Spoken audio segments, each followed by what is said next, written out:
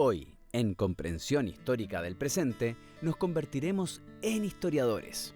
Veremos cómo elaborar preguntas y explicaciones históricas a partir de problemas o tópicos del presente en el contexto local y nacional, considerando categorías y metodologías propias de la disciplina.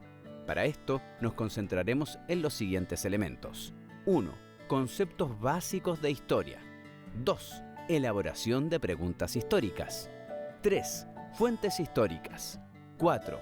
Análisis de fuentes. 5. Construcción de una explicación. Comenzaremos definiendo cada uno de ellos. Luego los aplicarás a algunas temáticas del presente en contextos de diversas escalas. 1. Conceptos básicos de historia. El tiempo es el eje de la historia. Sin él, no tenemos el insumo básico de la disciplina, que es el pasado, el presente y el futuro. Estos dos últimos son importantes, porque la historia se hace preguntas desde el presente, mira al pasado y, quiera o no, traza efectos hacia el futuro. Así, la causalidad es un concepto fundamental para entender cómo funciona la historia. Esta es más fácil de entender si pensamos en una cadena de eventos relacionados entre sí, donde hay antecedentes, causas y efectos. Los antecedentes serán todos aquellos elementos que están antes del proceso histórico que queremos analizar e influyen en el desarrollo de este. Por causa, nos referimos a la gota que rebalsó el vaso, es decir, aquel momento particular sin el cual no es posible que se desencadenaran los hechos. Ejemplo: el estallido social de octubre se desencadena con la evasión del metro, pero tiene una serie de antecedentes históricos. Si aplicamos lo anterior y simplificamos, tendríamos que el proceso de estudio, estallido social; antecedentes, desigualdad social; causa, evasión del metro. Podemos agregar que el tiempo también nos permite reconocer continuidades y cambios. Las primeras corresponden a aquellos elementos de un período histórico que, si se le compara con otro, permanecen en el tiempo, mientras que los cambios refieren a la introducción de nuevos elementos en la historia. Siguiendo el mismo ejemplo, podríamos decir: continuidad, permanencia del modelo de desarrollo del siglo XX; cambios, crisis, inicio de un proceso constituyente. Adicionalmente, cuando observamos que las continuidades tienen distintos tipos de duración, las podemos categorizar planteando que son de corta, mediana o larga duración. Aquí también entra el concepto de coyuntura histórica. No nos adentraremos en esta especificidad por ahora, pero si quieres saber más, debes visitar al historiador francés Fernand Braudel, quien escribió un libro acerca de este tema, La periodización histórica.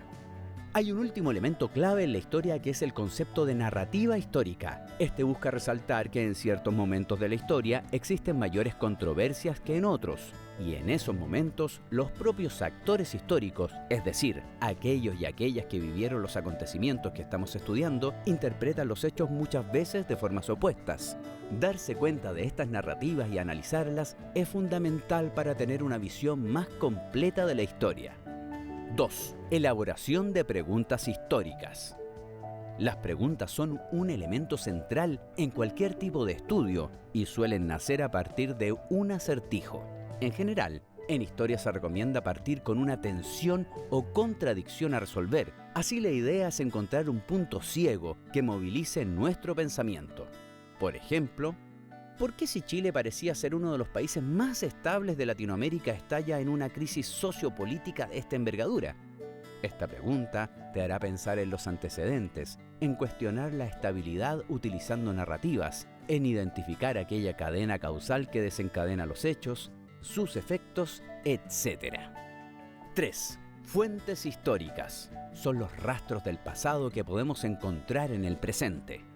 Se suelen dividir en fuentes primarias y secundarias. Las primarias son aquellas que fueron escritas en el momento de los hechos por protagonistas de ellos, y las secundarias, las que se elaboraron con posterioridad. También las fuentes se pueden clasificar de acuerdo a su materialidad, es decir, en función de cómo son: iconográficas, visuales, audiovisuales, escritas, orales, etc. Cada vez la historia se abre más al uso de fuentes diversas. Los historiadores e historiadoras así tienen que buscar esas fuentes, generalmente haciendo uso de lugares en los que se reúne la evidencia, los archivos históricos. 4.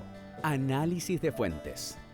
El análisis de fuentes tiene distintas partes y se puede resumir en el gráfico del siguiente link. 5. Construcción de una explicación. El paso final es la elaboración de una explicación a la pregunta inicial o problema histórico que considere los conceptos básicos que ya revisamos con la mayor rigurosidad posible, atendiendo a cada uno de ellos de manera detallada y referenciando cada una de las evidencias utilizadas como el razonamiento llevado a cabo. Ahora que conoces los conceptos básicos y la metodología histórica, te invitamos a aplicarlos a las siguientes temáticas o problemas del presente. Entonces, en cada uno de ellos, primero elabora una pregunta histórica, luego identifica antecedentes, causas, continuidades, cambios, narrativas. Finalmente, responde una pregunta de cada fase del análisis de fuentes y haz un borrador de explicación. Los temas que te sugerimos son los siguientes. 1. Toma de Lo Hermida, Peñalolén, escala local. 2. Megasequía en Chile, escala nacional. Éxito en tu labor de historiador e historiadora.